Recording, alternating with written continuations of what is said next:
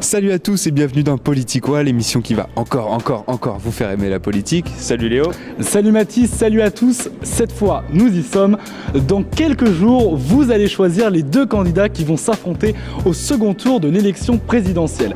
Et cette émission, c'est un peu celle du bilan, celle où on va revenir sur les principales propositions des candidats de façon originale, du moins on l'espère. On y va ? Go. C'est parti, générique. Politique quoi. Politique quoi. Politique quoi.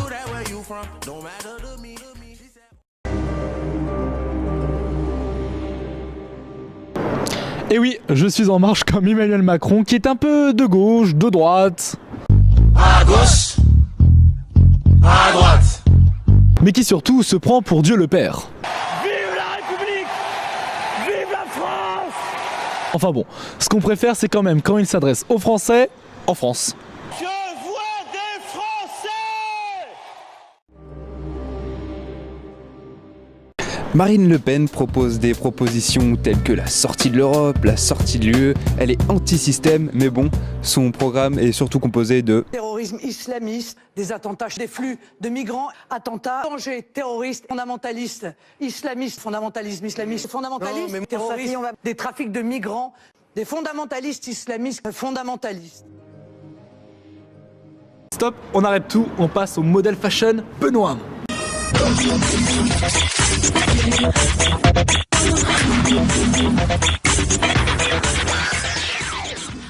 Benoît Hamon, c'est le candidat qui est à la traîne dans les sondages et qui, souvenez-vous, propose d'instaurer un revenu universel d'existence.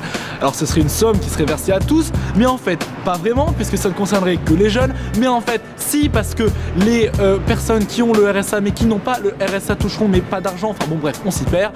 En tout cas, la simulation qu'ils ont mis en ligne sur internet a conduit à ce que les foyers modestes voient leur pouvoir d'achat diminuer, ils gagneraient moins avec ce revenu universel. Franchement, on peut parler d'un coup de com' complètement raté, un peu comme la campagne finalement de Benoît Hamon qui se résume à ça.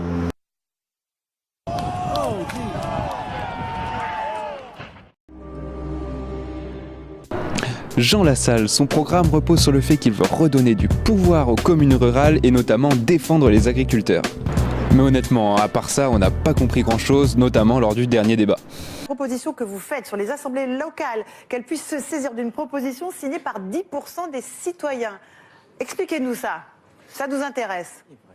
Mais je ne sais pas très bien de quoi vous me parlez là. De votre programme. Mais de mon programme. A priori de votre programme. Ah bon. Vous avez une interprétation de mon programme. Moi, non, je l'ai lu tout simplement. Moi, je l'ai quand même rédigé et je sais quand même à peu près ce qu'il y a.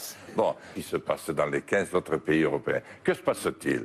Ils ont le sentiment qu'ils ne font plus société avec qui que ce soit et qu'ils ont le derrière entre deux chaises dont les barreaux sont sciés.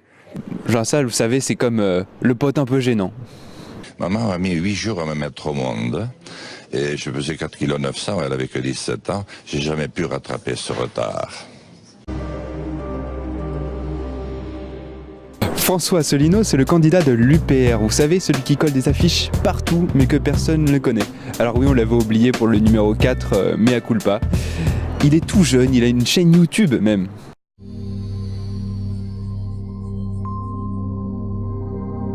Eh bien bonjour à toutes et à tous. Et il est aussi complotiste sur les bords, puisqu'il considère que le Dalai Lama est un agent secret américain.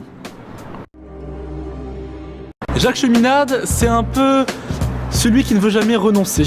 Et oui, il a été candidat à un nombre incalculable de fois, et à chaque fois, son score, c'était ça. Jacques Cheminade, 0,3%. Jacques Cheminade avec 0,2%. Finalement, pour être un peu crédible, peut-être devrait-il enlever de ses propositions l'idée de faire une conquête spatiale sur Mars.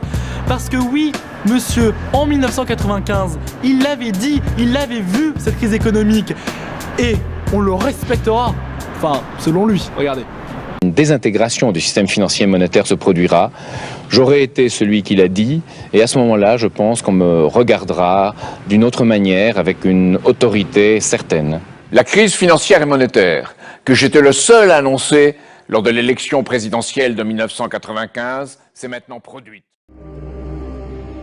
Nathalie Arthaud, c'est la candidate des Travailleurs, les ouvriers, les travailleurs.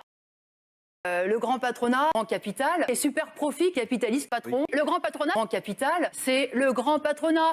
Elle est proche de Philippe Poutou et comme lui, elle ne veut pas être président.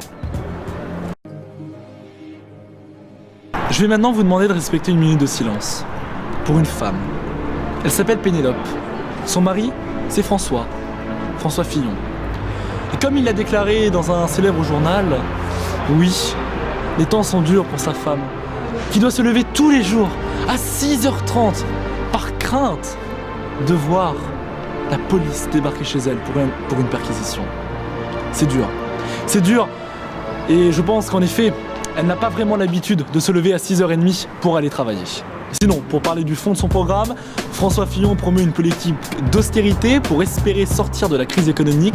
Pour cela, il propose la suppression de 500 000 postes de fonctionnaires, la baisse des charges sociales pour les entreprises et plein d'autres réjouissances que je vous invite à découvrir lors de ces meetings où, vous allez voir, les jeunes sont au rendez-vous.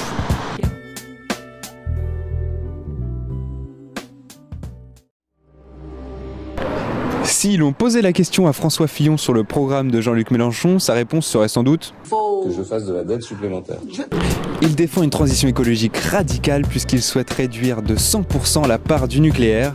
Alors on lui souhaite bonne chance vu ce qu'il se passe avec le souhait de fermeture de la centrale de Fessenheim.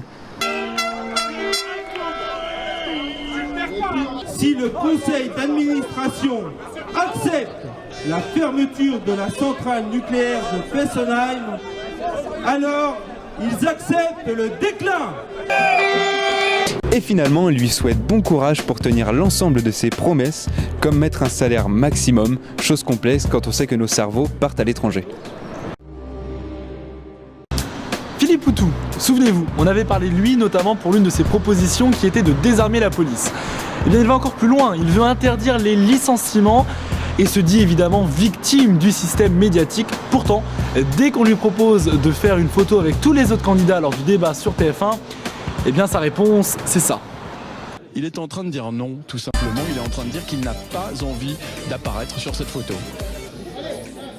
Jean-Luc Mélenchon comme Philippe Poutou, on peut le dire, était en forme lors des débats. On se demande ce que ça donnerait l'un contre l'autre dans un rap contender.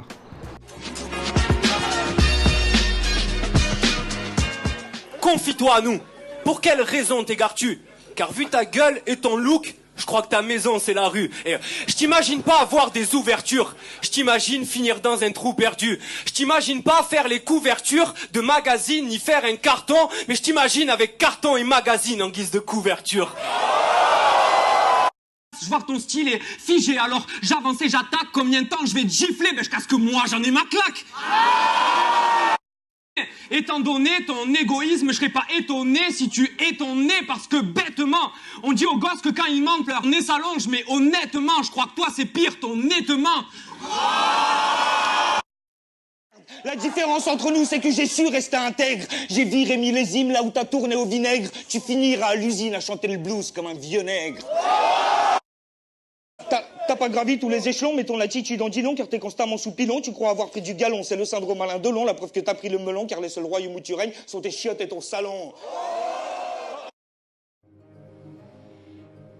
Nicolas Dupont-Aignan, il est anti-Europe, il souhaite rétablir de l'autorité en France, il est protectionniste, souverainiste et il souhaite la fermeture des frontières. Non, vous ne rêvez pas, on dirait Marine Le Pen. You can't stop the tears from falling down.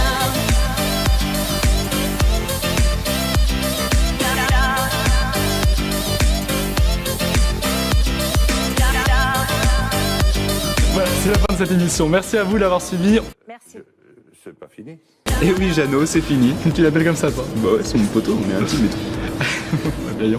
On se retrouve très vite pour un nouveau numéro.